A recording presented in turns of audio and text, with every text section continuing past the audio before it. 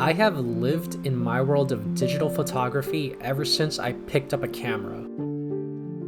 But recently, all the film photos I've been seeing on my Instagram has inspired me to shoot my first ever roll of film.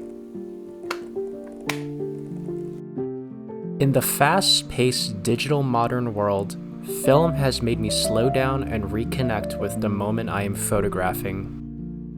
I could not be more excited and nervous to see how my first roll of film turned out. This is the Kodak Ektar H35 half-frame camera, and today I will be giving you my first impressions as well as reviewing my first roll of film with this camera. Kodak is not sponsoring this video.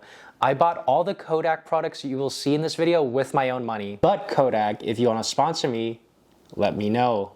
You can think of this camera as a reusable version of one of those disposable cameras you'd get at a CVS or a Walgreens. This camera shoots at a shutter speed of 1/100th of a second, aperture at f9.5, so you know you'll be getting a deep depth of field. And the lens shoots at 22 millimeters. There is a built-in flash which is powered by one AAA battery, and this camera only shoots on 35mm film. The quirk that drew me into buying this camera is the fact that it's half frame, which means that for one frame of film, this camera can fill that frame with 2 photos, effectively doubling the amount of photos you can take. So if I have a 36 exposure roll, such as this Kodak Gold 200, I can take 72 photos. This makes the camera a great money saver given how damn expensive film is these days, and for a newbie like me who just wants to experiment with this medium. On to first impressions of using this camera. It's very compact.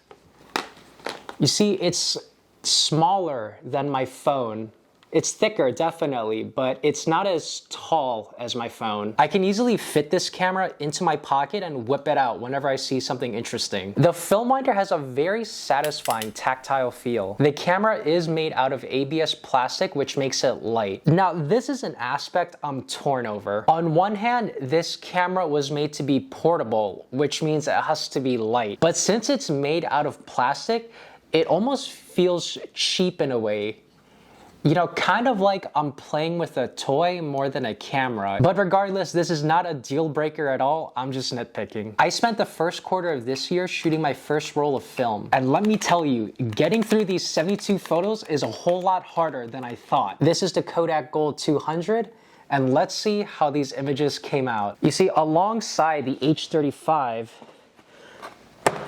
I also bought this Kodak film scanner, and I bought this scanner because I only intend to be working with film digitally. If you guys want a proper full review of the scanner or the H35, let me know down in the comments below.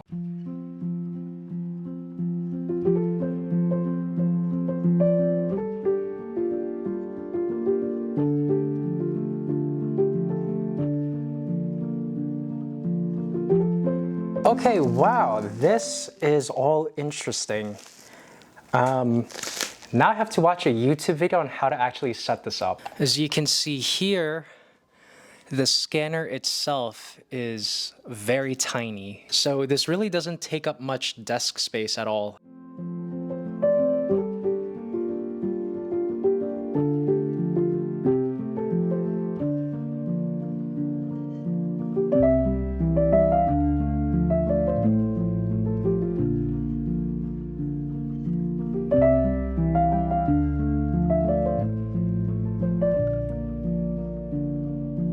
Wow, okay, this is super cool. My first impression of the scanner is that it's very satisfying when you slide your film through the scanner and then you see it light up and it shows you what the film looks like in color. I'm just mesmerized by how magical it is that this thing can just show you the colored version of your film, just literally like that in seconds.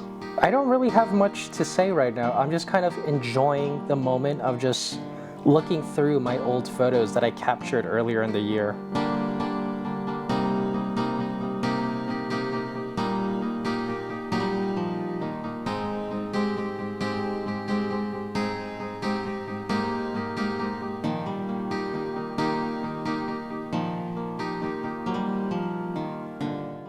All right, I'm not gonna bore you with me just looking through my photos. Overall, my first impression of doing all this, from shooting film to getting it developed and seeing how it came out in the scanner, I think the funnest part of this whole journey was to look back on old photos once the film was finished and just getting hit with a burst of nostalgia. One thing I think I need to improve on is figuring out this light leaking issue and dialing in my exposure much better. Of course, this little baby is a point and shoot, so it doesn't have a light meter, and I kind of just have to eyeball everything. And there's a good and bad to that. The good is that if I can really eyeball my exposure, the photos will come out just fine, and this will save me a crap ton of money. The bad is that I'm not very good at eyeballing exposure. And so sometimes you have images that are just really dark, as you guys saw. So overall, would I shoot film again?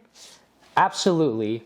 But maybe not with a point and shoot.